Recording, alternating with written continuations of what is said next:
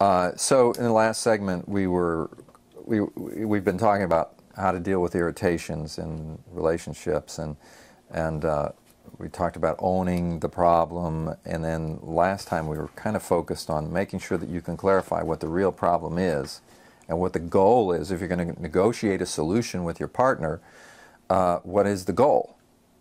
And what we came down to is the goal is not to get you to be like me, to think like me, and to see everything exactly my way. Right. Because I wouldn't have this problem. Whatever. So, no, the goal is just behavior change. The goal is to get me to stop putting the glass down, to think before I put it down there. And even if you're not around, I will go get a coaster and put it down. That would be the goal. Yeah. And we talked about some of the big problems. This is a little thing, rings. But we talked about some of the big problems like finances and sex, and you and I had well, you and I had a problem. I had a problem relating to our sexual relationship and sort of what we do during sex and so forth. And it was easy for me to after sex I would be thinking, why didn't she this and why this and all that sort of thing. Well, how do I talk about that? Okay, that's the question. How do I talk about it? Well, one of the things I realized is the worst time to talk about it is right in the middle of lovemaking. Oh, yeah. In other words, to talk about it and say, I don't like this, I'm upset, I'm not happy, or whatever. The best thing that you can do is to be instructive. Oh, yeah. and from my point of view, to be able to take all the emotion out of it, this is not a blaming thing. It's just that we have years together in the future, and it's important to be able to communicate some things and to get these things straight. So what is my goal? My goal is just to change some behaviors so that we can have a more mutually satisfying experience. Right. So in thinking about that, I had to decide do we do this while we're making love? Do we do it, when do we have the conversation? And I decided to have the conversation when we weren't, just to say, hey, I want to talk to you about something, and this is very important to me, and I want to get it across, to try to create an environment where I can say, I'd like to talk to you about how we, how we are during this time. And so then we had the discussion, and everything's been great. Since it was easy, there was no blame, but the problem is, too many times we take the wrong approach and we get off on the wrong foot right off the bat because we do it when we're upset. And we expect the other person should know.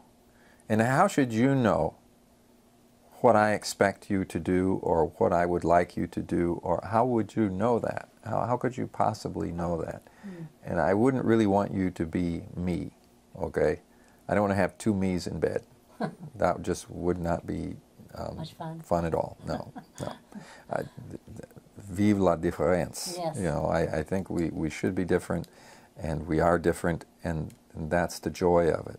Right. And the joy of lovemaking is in our differences, but the connecting and the bringing together in a sense of teamwork, in a sense of joy, in a sense of becoming one.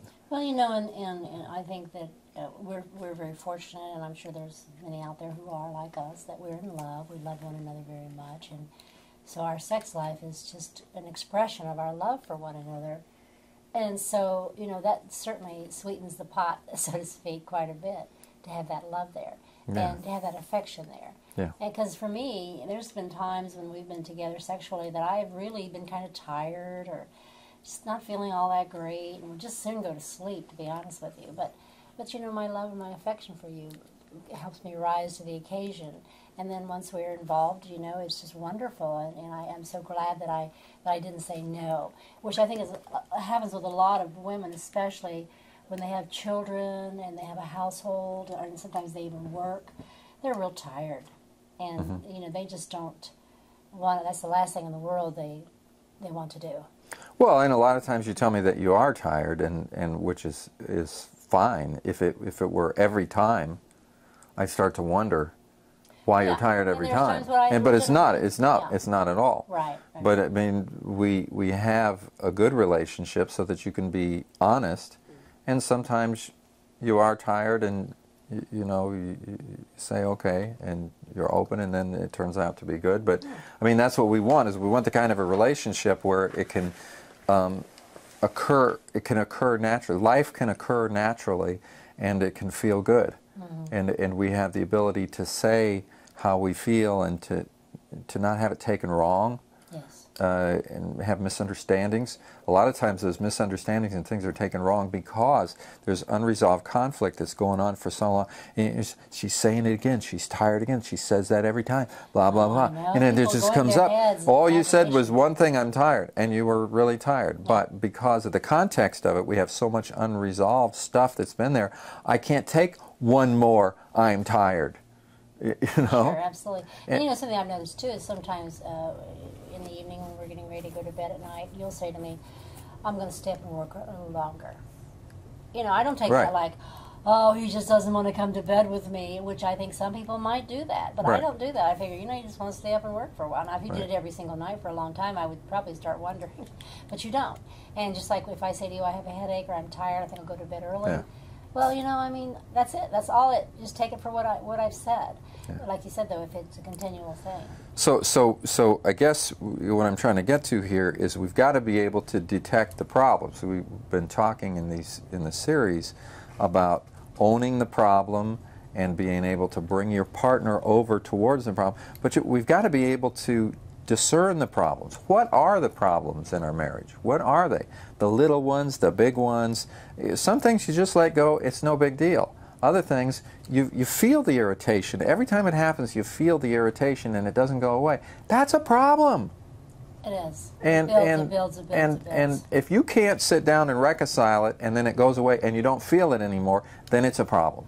If you keep feeling it, it's a problem. Yeah. And so it's very important that you don't let all the problems build up to the point where now we've got so many problems that every little thing that happens now is a huge irritation just because it's happening in the context of so many problems. Yes. That are there just all the time. And so for some couples, they haven't been doing this very well, and so they have huge problems that are going on, numerous problems. Many of them from imagination, mainly from imagination, things they've been imagining. Yeah.